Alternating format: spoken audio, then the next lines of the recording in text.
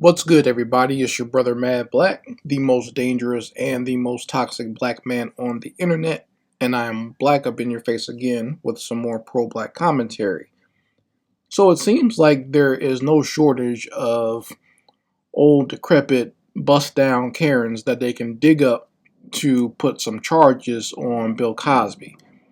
Right now, there is one of his accusers, Miss Victoria Valentino, who's a she claims to be a former Playboy model, but she still poses nude and does lots of weird artsy things. So I'm just letting you know, don't go looking up her name unless you're prepared to see a naked old lady at some point. Because I tried looking her up just to see who she was and what she looked like back then and what she looks like now, and I was kind of shocked to have my eyes burned by some of the pictures I saw. So I should have had my safe search on. That's my fault. Okay, but uh, but yeah. So she accused Bill Cosby of sexually assaulting her in 1969, before most of the people listening to my voice were even born. this this woman was drugged and assaulted by Bill Cosby. At least that's what she claims. Okay, she claims that her one of her children had just passed away. I think she had a 6-year old that drowned in the pool, and she was a grieving mother. And Bill Cosby took advantage of that by giving her drugs and raping her at a spa or something like that, or inviting her to the spa.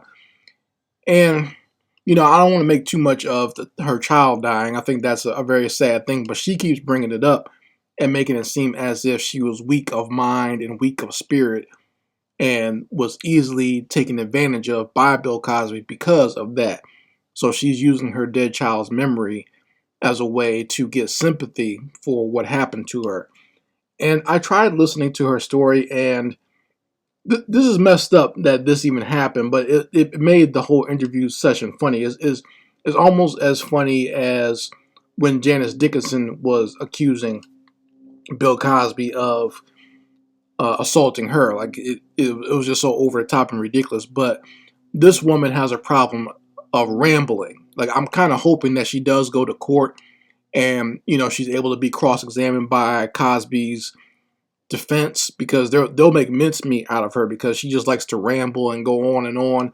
So she was rambling about what happened to her, and the news anchor that was listening to her is like, okay, so is this the part where you got assaulted? Like, she's like, get on with it. I didn't ask for this whole big story. This lady was telling like 2 or 3 years of her life before she even met Cosby. You know what I'm saying? So it was funny in and of that regard. I'll post a link to her interview if you folks want to go see it. It's like 8 minutes long, but you can tell she's rambling, and the news interviewer was just like, okay, get on with it, get to the rape part.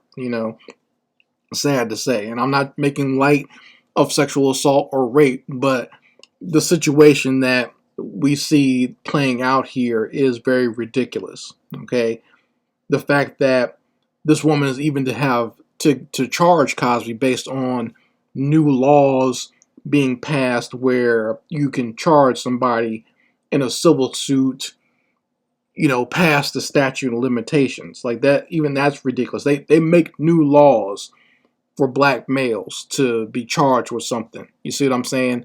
That they have no problem doing that. And that shows just how weird the system is and how set up the system is when it comes to putting black males out there as the face of sexual assault. They're going to keep on charging Bill Cosby with stuff, and he's going to keep on getting hounded by these women until he's dead, basically. And even after he dies, they're probably still going to be suing his estate. I can almost guarantee it. If Michael Jackson can be harassed and sued 10 years later after his death, then these Bill Cosby will be the same way. Okay, they'll be able to get dead black men, right? And the only thing I can say as far as my personal feelings on this with Bill Cosby is he should be a grand example as to why you gotta leave these white females alone. I guess they can accuse you of anything at any time, but you gotta be careful when you're trying to make it seem as if you're trying to help their career or whatever. Because that seems like to be the MO that these women keep giving, that Cosby was going to help their career or help them like casting, or he was going to cast them in something.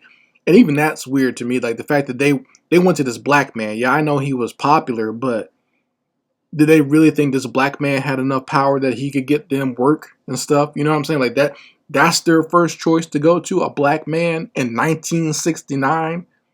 The damn civil rights bill just got passed. Dr. King had just been shot, and you think that this black man has enough power that he's going to keep you going in Hollywood? You thought Hollywood was that liberal back then? Really? You know, a lot of it just doesn't ring true. The fact that they make it seem as if Bill Cosby was basically a serial rapist in the 1960s and 70s, and none of them decided to say anything until the 2000s, the mid 2000s. Like, really? So, a black man in the 60s, the Jim Crow was still kind of going on depending on what area you lived in. But you're saying that this black man was a serial rapist and just going around raping white women, and they all just decided to keep their mouth shut. I'm sorry, I just can't believe that. I can't take that seriously at all. That sounds too ridiculous. You all waited until the years of the mid 2000s for you to come out and say that he did anything to you. And they're talking about how powerful he was. No black man has ever been that powerful, but certainly Bill Cosby was not that powerful in the 1960s. I'm sorry. Okay? He did not have that kind of power. Even when he didn't even reach the height of his quote unquote Hollywood prestige really until like the 80s, the mid 80s, early 90s. Okay? Where he had the kind of money and clout to where he can maneuver things around in what came on TV, but not power as to where he could keep a rape charge off himself. Okay? I mean, we see how that can take a whole black man's career and his whole life, just the allegation. So you know he wouldn't have been able to stave that off in the 90s. He'd have been the second biggest trial after OJ if they just came out in the 90s, but they wanted to wait until 10 years after that. So, like I said, it's just a lot of it just doesn't make sense to me.